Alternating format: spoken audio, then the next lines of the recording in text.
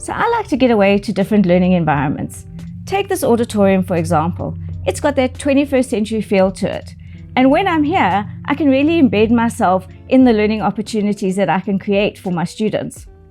Learning environments play a critical role to how a student embeds the knowledge that they receive during a particular learning activity, as well as how they translate that into skills. So let's have a look at the spatial dimension of the 4-dialectical model of blended learning.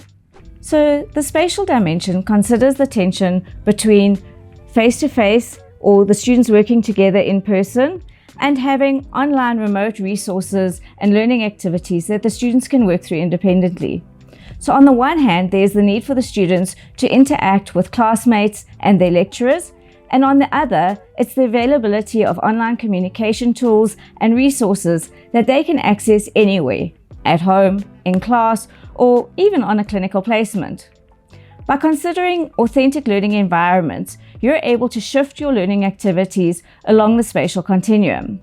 So here are 3 tips as to how you can go about it. Firstly, repetition.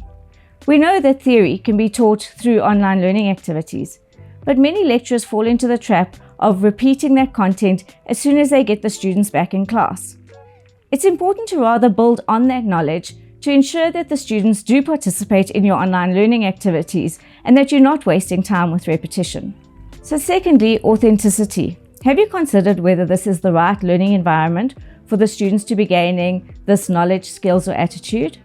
I'm sure you've gone back to teaching clinical skills in the skills lab or on clinical placements. During COVID, did you create videos with the knowledge side of a skill that demonstrates the key points of control? Give your students access to those videos so that they can prepare for the skills lab, and then you don't have to teach them the key points of control of the skill in the lab.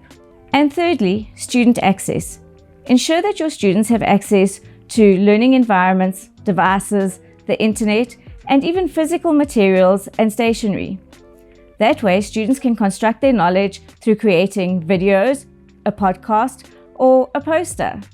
This way, they are actively involved in achieving their learning outcomes.